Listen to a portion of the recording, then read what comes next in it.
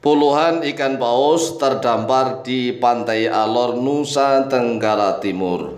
Apakah gempa megatrust hampir tiba waktunya?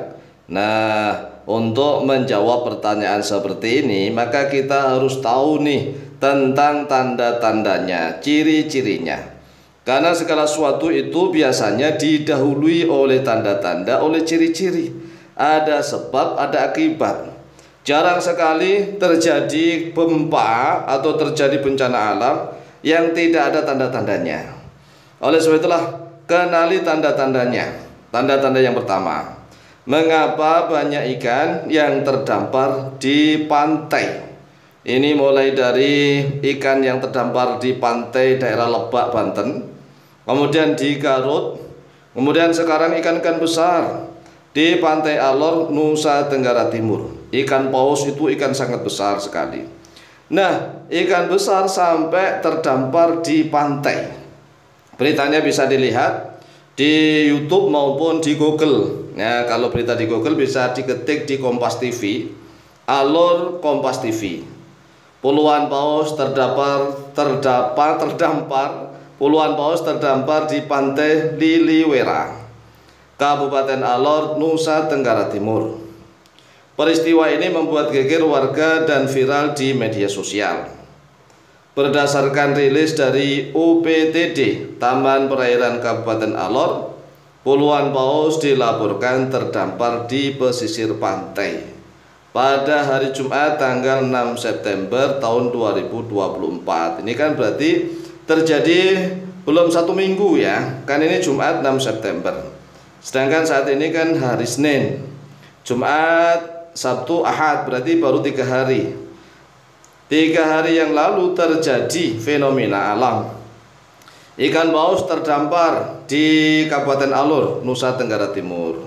Nah, sekali lagi bahwa fenomena alam, terutama kalau ikan-ikan sudah mulai terdampar, ikan-ikan sudah mulai terdampar di lautan, ini jangan dianggap sepele. Karena ikan itu kan habitatnya, hidupnya ya di lautan. Nah, kalau air laut itu sudah mulai hangat, sudah mulai panas, sudah mulai mendidih, ya otomatis ikan-ikan nggak betah. Karena memang di dalam Al-Quran bahwa lautan itu bisa dipanaskan. Kata Allah di dalam Al-Quran, wa idzal biharu sujirat. Apabila bihar ini jamak dari bahrun. Bahrun artinya laut. Nah, apabila laut-laut sujirat, yaitu dipanaskan sehingga air laut sudah mulai hangat dan lama-kelamaan mendidih. Nah, kalau sudah mendidih ini sangat berbahaya. Di dalam ayat yang lain bahwa Allah Jalla Jalaluhu bersumpah dengan menggunakan wawu qasam, wal bahril mahjur, wal bahri, demi lautan al mahjuri yang dipanaskan. Oleh sebab itulah Rasulullah SAW bersabda di dalam hadis beliau, inna tahtal bahri naron. Inna tahtal bahri, sesungguhnya di bawah lautan, naron, api. Jadi di bawah laut itu kalau menurut teori Al-Quran hadis loh ya. Menurut teori Al-Quran hadis, kalau kita percaya, kalau masalah agama ini kan kita jarang bisa melihat. Nah, informasi sudah diberikan oleh Allah. Informasi itu sudah ada dari Al-Quran maupun hadis. Tinggal kita manusia modern ini membuktikannya. Jadi kitalah yang membuktikan. Nah, kata Rasulullah bahwa di bawah lautan itu adalah api. Nah, kita saat ini sudah memiliki alat-alat canggih. Ingat wahai saudaraku kaum muslimin wal muslimat rahimakumullah, begini nah. Ilmu itu sumbernya adalah Al-Quran dan hadis. Semua ilmu, semua apa saja sebenarnya. Coba kita renungkan, mengapa orang-orang barat bisa memiliki ilmu teknologi yang tinggi? Dari mana?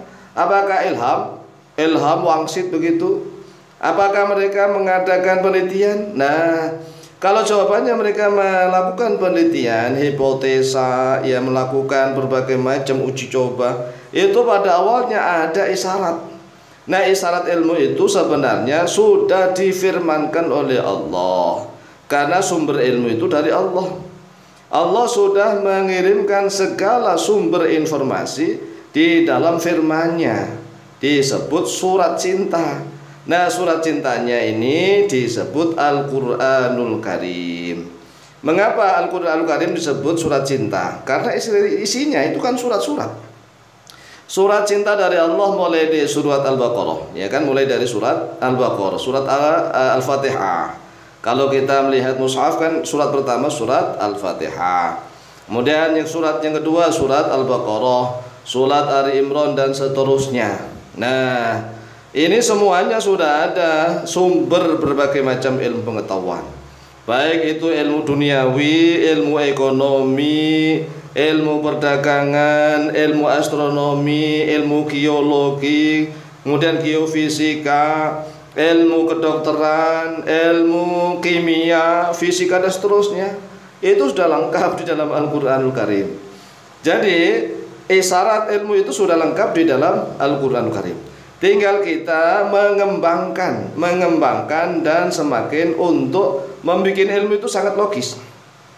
Nah, saat kami membuat video ini kan kondisi hujan nih. Hujan di Tangerang hujan. Padahal beberapa hari ini kan anginnya sangat panas. Disebut rihun hamra. Rihun hamra itu artinya adalah angin merah. Ini kalau sabda Rasulullah, angin merah. Nah, angin merah itu kalau kita bentuk ilmuwan sekarang disebut angin panas, ya kan? Angin yang sangat panas yang membuat banyak orang ini sangat-sangat kepanasan.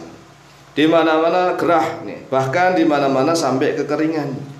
Oleh sebab itulah sekali lagi bahwa kalau kita ditanya apakah fenomena ikan-ikan paus yang terdampar di Pantai Alor, Nusa Tenggara Timur itu ada kaitannya dengan gempa megatrust, bahwa gempa megatrust akan segera terjadi, hampir tiba waktunya. Jawabannya bisa iya, bisa tidak.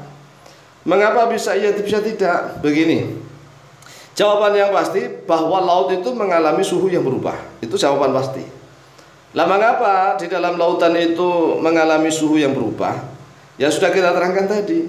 Karena memang di dalam laut itu ada api. Kata Allah bahwa apabila lautan sudah dipanaskan, nah berarti laut sudah mulai mendidih. Maka ikan-ikan yang ada di dalam lautan nggak betah dalam habitatnya, kemudian dia minggir sampai ke pantai. Nah, kalau sudah mulai hujan nih, hujan di mana-mana, sebenarnya suhu agak turun, ya kan, suhu agak turun. Tetapi ada dampak lagi. Kalau hujan ini kan air mengalir di mana-mana, sehingga banyak menimbulkan keretakan-keretakan, dan adanya petir dan seterusnya itu juga bisa mendatangkan musibah, bencana, malapetaka. Oleh sebab itu perbanyak zikir dan doa. Demikian jawaban kami. Wallahu taala a'lamu bishawab.